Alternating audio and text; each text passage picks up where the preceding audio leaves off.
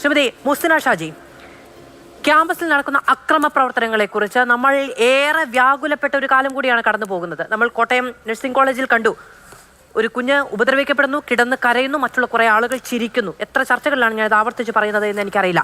ആ മാനസികാവസ്ഥ ഉണ്ടാകുന്നത് സാധാരണഗതിയിൽ ഉണ്ടാകുന്നതാണോ? പക കൊണ്ടോ വിദ്വേഷം കൊണ്ടോ വെറുപ്പ് കൊണ്ടോ ഉണ്ടാകുന്നതാണോ എന്ന് ചോദിക്കുമ്പോൾ അതിന് പരിഹാരം അല്ലെങ്കിൽ അതിനൊരു മറുപടിയാണ് നമ്മുടെ മുന്നിലേക്ക് വരുന്നത്. ക്യാമ്പസിൽ നിന്ന് വേട്ടയാടി പിടിച്ച ഇത്രയും അധികം ലഹരി മരുന്നുകൾ കൂടിയാണ്.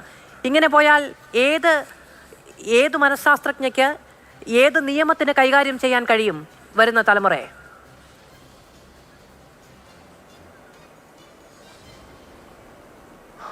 കുസിനെ കേൾക്കാമോ മാം? ഇപ്പോൾ ഈ കേസ് നോക്കുകയാണെങ്കിൽ തന്നെ ഇപ്പോൾ നമ്മൾ യെസ് കേൾക്കാം. PTA മീറ്റിംഗ് വിളിച്ച കാര്യം പറയുന്നുണ്ട്, ജാഗ്രതാ സമിതി രൂപീകരിച്ച കാര്യം പറയുന്നുണ്ട്.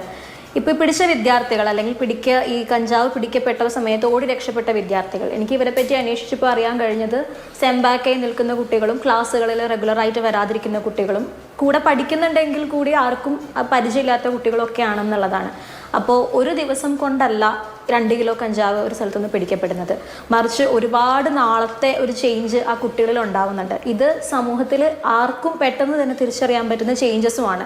അതിൽ കുറച്ച് വിദ്യാർത്ഥികളെ കണ്ടാൽ തന്നെ നമുക്ക് കഞ്ചാവ് അല്ലെങ്കിൽ ലഹരി വസ്തുക്കൾ ഉപയോഗിക്കുന്നവരാണെന്ന് മനസ്സിലാകുമെന്നാണ് ഞാൻ അവിടെ അന്വേഷിച്ച സമയത്ത് എനിക്ക് കുറച്ച് വിദ്യാർത്ഥികളിൽ നിന്ന് അറിയാൻ പറ്റിയത്. അപ്പോൾ ഈ കുട്ടികൾ ക്ലാസ്സിൽ റെഗുലറായിട്ട് ഹാജരാകുന്നില്ലെങ്കിൽ, ഈ കുട്ടികൾ അസൈൻമെൻറ്റ് സബ്മിറ്റ് ചെയ്യുന്നില്ലെങ്കിൽ, ഈ കുട്ടികൾ അധ്യാപകരോടുള്ള പെരുമാറ്റത്തിൽ മോശമായിട്ട് പെരുമാറുന്നുണ്ടെങ്കിൽ, അവിടെയൊക്കെ ഇത് നമുക്ക് മനസ്സിലാക്കേണ്ട കാര്യങ്ങളാണ്. ഇപ്പോൾ തന്നെ ഇങ്ങനെ കഞ്ചാവ് പിടിച്ചു, ഇപ്പോഴും നമ്മുടെ മനസാക്ഷി അല്ലെങ്കിൽ നമ്മൾ കേരള ജനത എന്തിലാണ് കൂടുതൽ ഫോക്കസ് കൊടുക്കുന്നത്? അത് ഏത് പാർട്ടിയിലുള്ള ആളാണ്, അല്ലെങ്കിൽ അത് എവിടെ നിന്ന് വരുന്ന വിദ്യാർത്ഥിയാണ്? എന്തുകൊണ്ട് ഇങ്ങനെ കുട്ടികൾ കഞ്ചാവിലേക്ക് പോകുന്നു, അല്ലെങ്കിൽ എന്തുകൊണ്ടാണ് അവർക്ക് ഇങ്ങനെ കഞ്ചാവ് ലഭിക്കുന്നത്? ഒരു സാധനം ഇപ്പം മാം തന്നെ പറഞ്ഞു, അവിടെ വാങ്ങാൻ ആവശ്യക്കാരുള്ളത് കൊണ്ടാണ് ആ സാധനം അവിടെ എത്തുന്നതെന്ന്. അവിടെ സാധനം എത്തുന്നത് കൊണ്ടും കൂടിയാണ് അവിടെ ആവശ്യക്കാരുണ്ടാകുന്നത്. ആക്സസിബിലിറ്റിയും അവൈലബിലിറ്റി എന്ന് പറയുന്നത് ലഹരിമരുന്നിൻ്റെ കാര്യത്തിൽ, കഞ്ചാവിൻ്റെ കാര്യത്തിൽ, ആൽക്കഹോളിൻ്റെ കാര്യത്തിലൊക്കെ അത് നമ്മൾ ഏറ്റവും കൂടുതൽ ശ്രദ്ധിക്കേണ്ട ഒരു കാര്യമാണ്. ഇത് ഉള്ളത് കൊണ്ടാണ്, ഇതിവിടെ ലഭിക്കുന്നത് കൊണ്ടാണ്, അവൈലബിൾ ആയിട്ടുള്ളത് കൊണ്ടാണ് ആൾക്കാർ ഉപയോഗിക്കേണ്ടത്. ആദ്യമായിട്ട് നമ്മൾ തടുക്കാൻ ശ്രമിക്കേണ്ടത് അതിനെയാണ്. അതിന് ഭരണഘടന നല്ല രീതിയിൽ ഇടപെടേണ്ടത് ആവശ്യമുണ്ട്. ഇപ്പോൾ നമ്മൾ ജാഗ്രതാ സമിതി രൂപീകരിക്കുന്നുണ്ട്. ഇപ്പോൾ നമ്മളെല്ലാവരും ഒന്ന് ആക്റ്റീവായിട്ട് ഇതിനെതിരെ പ്രതികരിക്കുന്നുണ്ട്.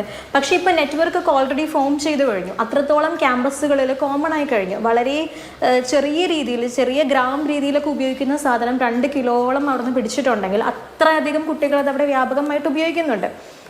ഇതിപ്പോ നമുക്കറിയാവുന്നതാണ്, ഈ കഴിഞ്ഞ കുറെ ദിവസങ്ങൾക്കുള്ളിൽ അത്രയേറെ എഫോർട്ട് ഈ സംവിധാനവും എടുക്കുന്നുണ്ട്. ഈ കഴിഞ്ഞ 8 ദിവസത്തിനുള്ളിൽ 3568 റെയ്ഡ് നടത്തിയിട്ടുണ്ട്. 1 കോടിയിലധികം രൂപയുടെ മയക്കുമരുന്ന് കണ്ടെത്തിയിട്ടുണ്ട്. 554 കേസുകൾ രജിസ്റ്റർ ചെയ്തിട്ടുണ്ട്. ഇത് ഈ വളരെ വിപുലമായ, ഊർജിതമായ, വളരെ എഫോർട്ട് എടുത്തിട്ടുള്ള ഒരു പരിശോധനാ സംവിധാനം ഇവിടെ ആക്റ്റീവായിട്ടുണ്ട്. കാരണം അത്രയധികം കേസുകൾ നമ്മുടെ മുന്നിലേക്ക് വന്നിട്ടുണ്ട് എന്നുള്ളതുകൊണ്ടാണ്. പക്ഷേ ഈ പറയുന്ന ജാഗ്രതാ സംവിധാനത്തിനപ്പുറത്ത് ഇതൊരു ക്രൈം സീൻ കൂടി രൂപപ്പെടുന്നുണ്ട് എന്നുള്ളതാണ് ഏറ്റവും പ്രധാനപ്പെട്ട കാര്യം. ഇത് നിയമവിരുദ്ധമാണ് എന്നറിഞ്ഞിട്ടും ജീവിതത്തിൻ്റെ ഏറ്റവും പ്രധാനപ്പെട്ട കാലയളവിൽ പഠനം, ജീവിതം, മുന്നോട്ട് പോക്ക്, കുടുംബം, അച്ഛൻ, അമ്മ, ഈ പറയുന്ന വൈകാരിക തലങ്ങളെ മുഴുവനും കവച്ചു വെച്ച് ഇത്രയും വലിയ റിസ്ക് എടുക്കാൻ എങ്ങനെയാണ് കൗമാരത്തിന് തോന്നുന്നത്?